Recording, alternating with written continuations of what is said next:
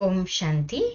तो व्यर्थ की समाप्ति के लिए 10 जुलाई 2008 का दादी गुलजार जी का क्लास कंटिन्यू करते हैं।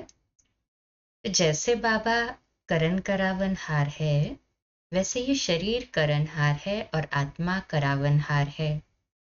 तो करावनहार माना मालिक। हम कर्मयोगी है तो कर्म करते हुए भी बार बार ये अभ्यास करे और चेक करते रहे, मैं आत्मा मालिक करावनहार बन कर्म करा रही हूँ। अगर मालिक होशियार नहीं, अटेंशन थोड़ा ढीला है, इसलिए चेक करेंगे तो अभ्यास की तरफ ध्यान जाएगा। अगर हमारा मन किसी भी प्रकार से देहभान के वैरायटी रूपों में प्रभावित है तो 1 सेकेंड में बिंदी नहीं लगा सकेंगे, क्योंकि उसके लिए कंट्रोलिंग और रूलिंग पावर चाहिए।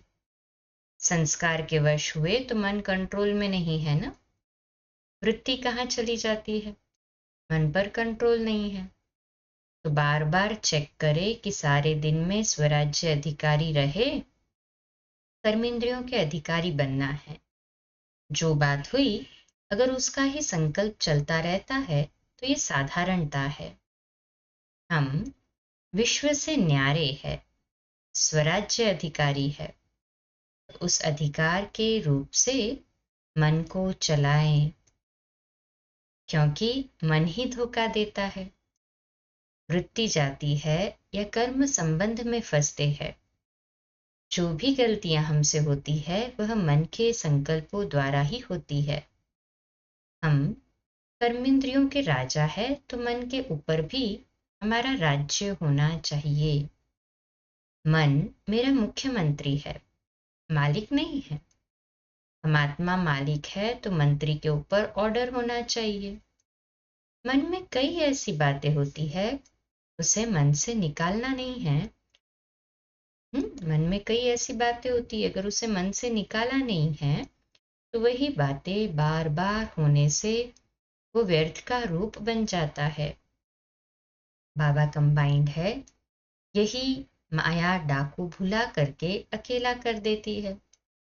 फिर अंदर ही अंदर मन में बाबा को उलझना देते रहेंगे। बाबा कहते बच्चे कंबाइंड होकर रहो, फिर अधिकारी होकर कहो कि बाबा आपको मदद करना है, तो बाबा मदद जरूर करेंगे। यदि बाबा टाइम पर हाजिर नहीं होता तो जरूर इसका कारण है कि हम श्रीमत पर सदा जी हाजिर नहीं होते हैं। अभी प्रैक्टिस करो बाबा और मैं, और कोई संकल्प न चले। जैसे यहाँ अभी मन में और कोई भी कारोबार आदि के संकल्प नहीं है, तो ट्रायल करो कि मैं फरिश्ते रूप आत्मा हो सकती हूँ। यहाँ चांस अच्छा है क्योंकि वायुमंडल अच्छा है, कोई संस्कार नहीं, कोई विघ्न नहीं है, इसलिए इसका अभ्यास और अनुभव बहुत अच्छा, जल्दी और ज्यादा से ज्यादा कर सकते हैं। आगे चलकर जिम्मेवारियां तो बढ़नी ही हैं, क्योंकि विश्व का मालिक बनना है, विश्व को संभालना है, तो बातें आएंगी। लेकिन अभ्यास होगा तो आपको मदद बहुत मिलेगी। और बाबा ने कहा हुआ है कि कोई भी बात हो उसी टाइम मेरे को दे दो। ऐसी कोई बातें आ गई तो उसी समय मेरा बाबा कह दो तो मैं हाजिर हो जाऊंगा। आपको जो नहीं सहन हो सकता, नहीं संभाल सकते, तो मेरे को दे दो, तो हल्के हो जाएंगे। जो चीज किसी को दी जाती है वो अपनी नहीं होती है, दूसरों की हो गई। अगर हम उसको यूज करना चाहते हैं तो अमानत में खयानत हो जाती है।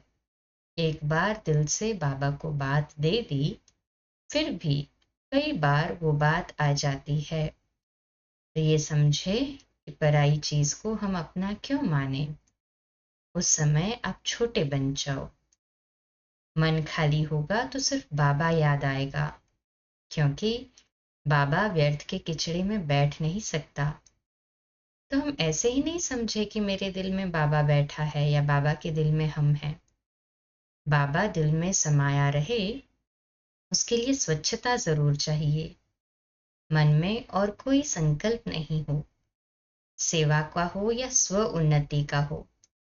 स्व उन्नति के स्वरूप में स्थित हो जाएं। अगर स्वरूप में स्थित नहीं होते हैं तो भी वो मजा नहीं आता है, सिर्फ वर्णन होता है।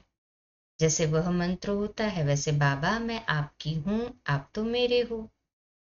बाबा आप सुखदाता हो, शांति दाता हो, परंतु इससे ताकत नहीं मिलेगी। ऐसे ज्ञानी भक्त नहीं बनना है। हाँ, सिर्फ कहने से ताकत नहीं मिलेगी, अनुभव चाहिए ना हमें। अच्छा, इसी को कल कंटिन्यू करते हैं। ओम शांति।